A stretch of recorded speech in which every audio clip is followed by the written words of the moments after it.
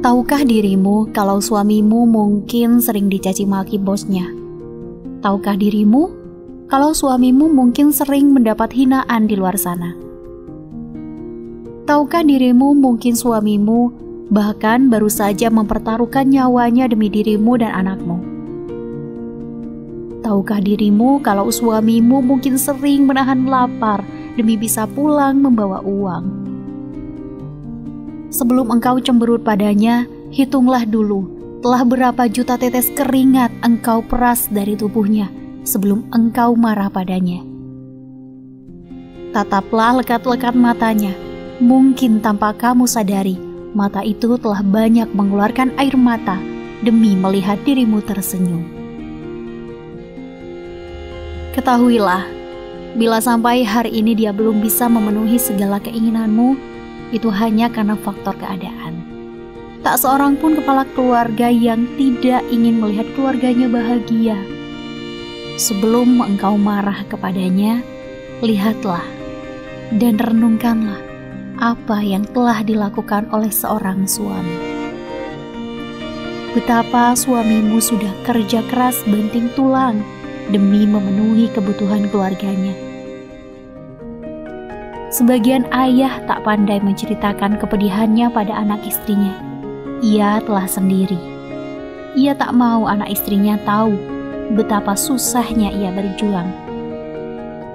Ia hanya ingin anak istrinya bangga terhadap dirinya, terhadap pekerjaannya. Untuk para ayah dimanapun berada, semoga lelahmu menjadi berkat. Amin.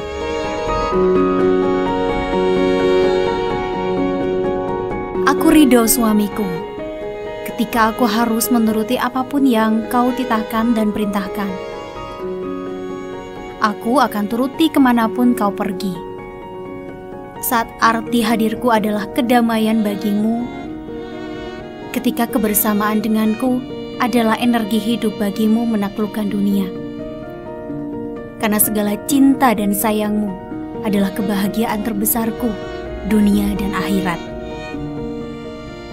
Ku berserah pada keridoanmu, ketika aku teramat sangat berharap pada keridoan Tuhan yang kuasa, karena engkau adalah pangeran duniaku.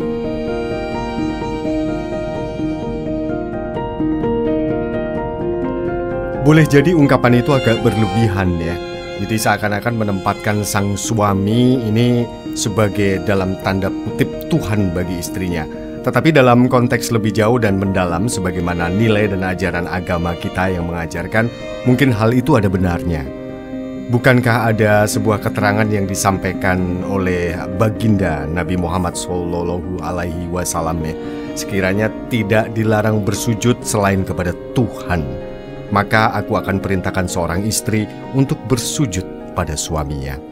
Seorang istri memiliki pemahaman seperti itu tentu tidak serta-merta kita salahkan.